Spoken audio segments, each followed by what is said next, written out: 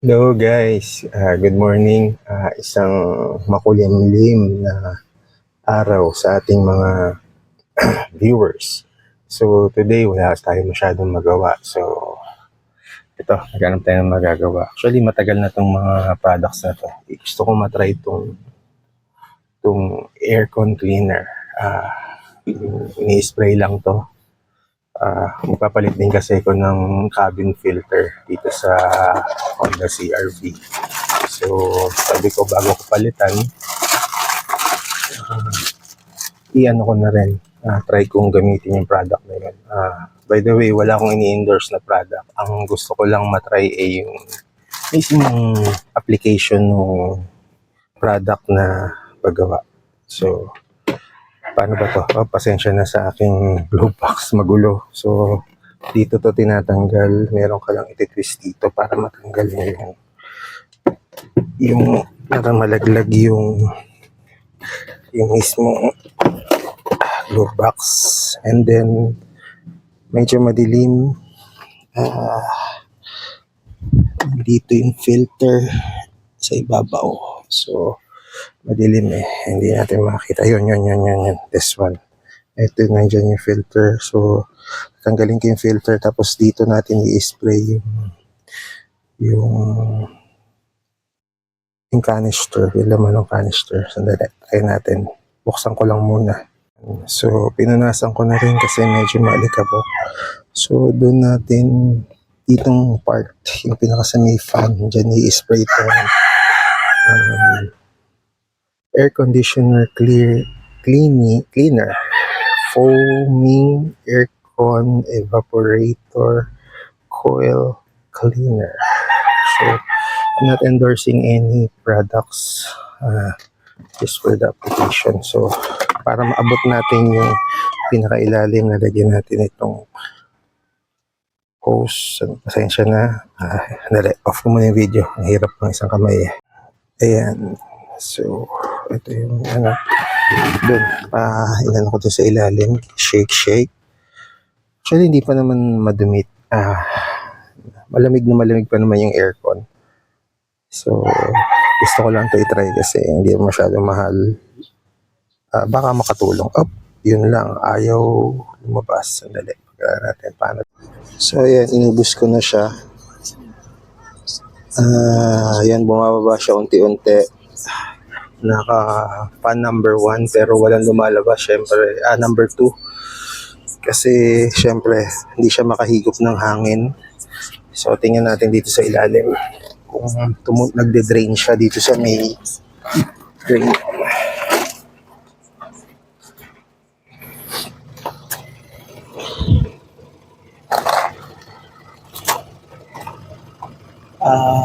Wala pa tayong makita. Pero supposed to be dyan. Yun. Ayan, tumutulo na siya. Ayan. Hopefully, sumama na lahat ng dumi dyan. So, balikan ko ulit kayo. So, ayan na siya. Medyo paubos na yung spray natin na foam. Pero meron pa rin mga andun sa may gilid. So, hayaan lang natin siyang umandar. So, we're back here sa CR-V after 10 or 15 minutes. Ang bango. So, yun, meron pang konti. So, siguro punasan ko na lang yun. Yung natitira na yun. Tapos ibalik ko na yung lagay ko na yung bagong filter. So, dito sa CR-V, yung part number ay 80291 P5RA01, made in Thailand. So, just bought this from Lazada ata. So, just be careful yung pagkabit po ninyo. Dapat yung sign, yan po yung ibig sabihin niya, yung up.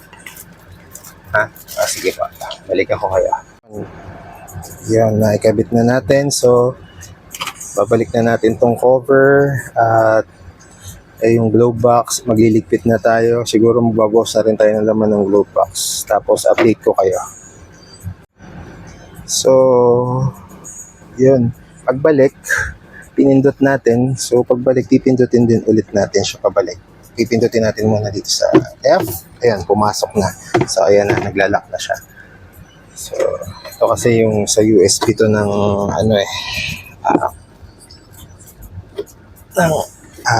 car stereo. So, lagay natin to dito sa ibabaw para hindi makakabala. Yan. So, yun. Ang bango niya. So, tingnan natin kung lumamig. On natin si aircon. Actually, na-try ko dito sa CRV. Nagpalit ako ng coolant.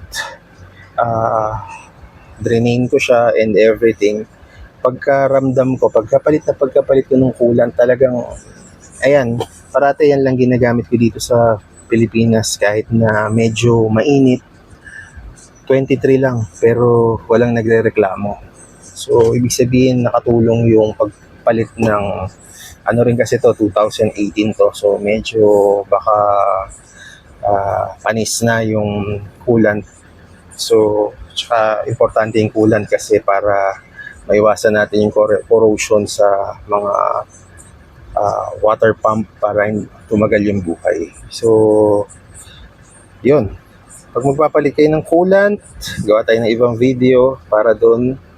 At dapat kung anong kulay ng coolant, yun lang din yung ilalagay ninyong coolant. Kung green, green. Kung pink, pink. Kung blue, blue, etc. So, yan. Malamig na.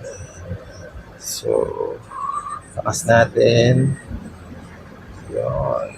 Ang bango, parang naging na-disinfect siya. Parang yung nag-back to zero ang dating dahil dito sa cooling system. So, thank you very much guys for watching.